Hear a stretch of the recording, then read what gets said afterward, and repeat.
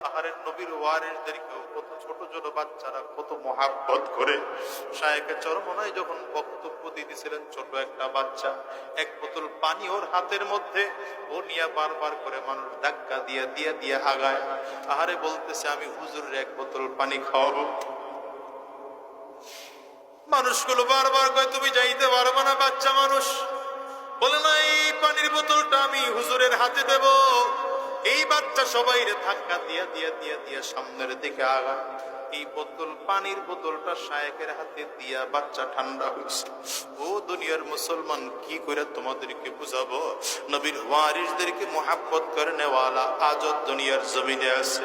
ওই আমার রহমতের নবী যখন মদিনার মধ্যে ঢুকেছে, মদিনার ছোট ছোট বাচ্চাগুলো আমার নবীকে রিসিভ করার জন্য আনন্দিত হইয়া গারাও করে ধরেছে। নবী আমার বাচ্চাদের মাথায় হাত বুলায়, ওদেরকে বুকের মধ্যে লাগায় আর চিল্লায় চিল্লায় কান্না করে আর বলে, মদিনার ছোট ছোট বাচ্চারা, জানো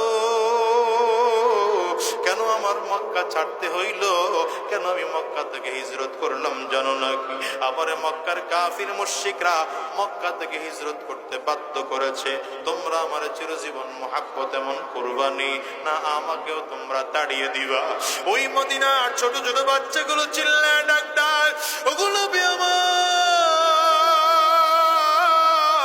আমরা মক্কার কাফিরদের মতো না। আমাদের জীবন যতদিন থাকবে, আপনি নবীর যাররা পরিমাণ ক্ষতি হইতে আমরা দেব না। ও বাজার, আমি তোমাদেরকে সহজ কথা বুঝাইতে চাই। আমার নবী দ্বীনের দাওয়াত দিতে গিয়ে মক্কা ছাড়তে হইল, দ্বীনের দাওয়াত দিতে গিয়ে উহুদের ময়দানে মার খাইতে হইল, দ্বীনের দাওয়াত দিতে গিয়া বদরের ময়দানে যুদ্ধ করতে হইল। দ্বীনের দাওয়াত দেওয়ার জন্যই তো আমার নবীর আর কোনো অপরাধ তো ছিল না। তায়েফের জমিনে আমার নবীকে মারা হলো। রহমতের নবীকে যখন তায়েফের জমিনে মারে, ছোট ছোট বাচ্চাদের হাতে রাবারের গুলিগুলো দিয়া, ছোট ছোট পাথরের টুকরো গুলো দিয়ে বলে, এগুলো মুহাম্মাদের কামান।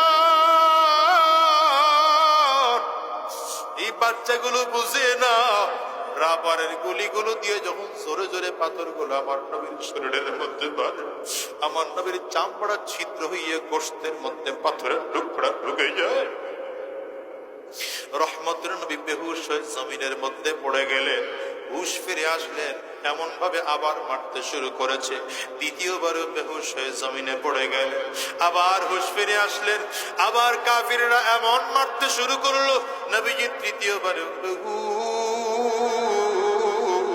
ফেরেশতারা রবের সামনে দাঁড়ায় ডাক দেয়, ওগো আল্লাহ, তোমার কি মোটেও মায়া লাগে না?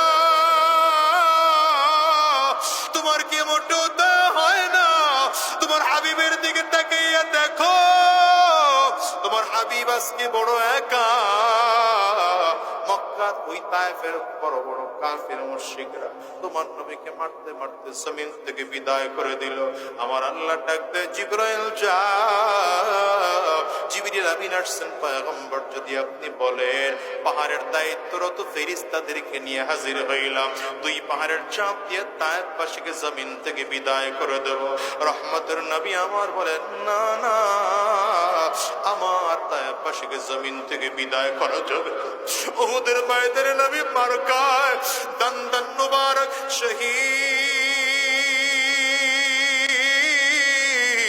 আমার নবীর লোহার টুপি ভেঙে লোহার টুকরাটা আমার নবীর মাথার খুলির মধ্যে ঢুকে যায়। নবী বেহুশ হয়ে জমিনের মধ্যে হুমড়ে খেয়ে পড়ে যায়। কাফির মুশরিকরা বারবার করে নিয়মার ছড়িয়ে দেয়, কদ কুতিলা মুহাম্মদ, মুহাম্মদ জমিন থেকে বিদায় হয়ে গেল। কিন্তু না না, আমার নবী তারপরেও বদদোয়া করেন না। আমার নবী এরপরেও দ্বীনের দাওয়াত দিয়ে চলেছেন। ঠিক না বেঠিক? আওয়াজ করে চিল্লায় বলো। আমিও তোমাদেরকে বলতে চাই রে বাজার, যারা নবীর সুন্নতকে মহাব্বত করে মুখের দাড়িটা লাগাইছো, যারা নবীর সুন্নতের মহাব্বত কইরা মাথার মধ্যে টুপি উঠাইছো, যারা নবীর সুন্নতকে মহাব্বত করে মাথার মধ্যে পাগড়ি বেঁধে ফেলেছো, আমার নবীর সুন্নতি দ্বীন জমিনের মধ্যে জিন্দা করার চেষ্টা করার দরকার আছে না না? ওই আল্লাহর কোরআন জমিনে বাস্তবায়ন করার জন্য চেষ্টা করার দরকার আছে না না? যদি নবীর জন্য ঘর ছাড়তে হয়, ছাড়তে রাজি। জোরে বলো, ছাড়তে রাজি। যদি আমার নবীর জন্য যদি বাড়ি ছাড়তে হয় ছাড়তে রাজি নাকি চিল্লায় জোরে বলো। আমার নবীর জন্য যদি দেশ ত্যাগ করা লাগে ছাড়তে রাজি আছো চিল্লায় জোরে বলো। রাসূলুল্লাহ সাল্লাল্লাহু আলাইহি ওয়াসাল্লামকে মক্কার কাফির মুশরিকরা জমিন থেকে বিদায় করার জন্য 100 গোত্র থেকে 100 জন যুবক রেডি করলো। আজকে আমার নবীর পুরো ঘর ঘেরাও করে ফেলেছেন। রাসূলুল্লাহ সাল্লাল্লাহু আলাইহি ওয়াসাল্লামকে জমিন থেকে বিদায় করে দিবেন, আমার নবী চাদর গায়ে দিয়ে ঘুমিয়ে আছে।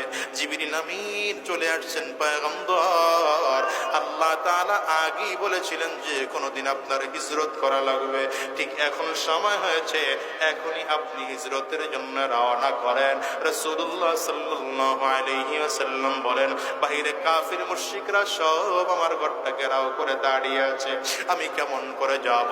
হযরত জিবরিল আমিন বলেন, পয়গম্বর, আপনার সব থেকে কাছের সাহাবী আলী রাদিয়াল্লাহু আনহুকে আপনার বিছানায় শোয়াইয়া আপনার চাদর দিয়ে তাকে ঢেকে এরপরে রেখে চলে যান। নবী বলেন, ব্যাপার কি বলো? কার সাথে নিয়ে যাব? বলে, আবু বকরকে আপনি সাথে করে হিজরতের রাতে নিয়ে মদিনার দিকে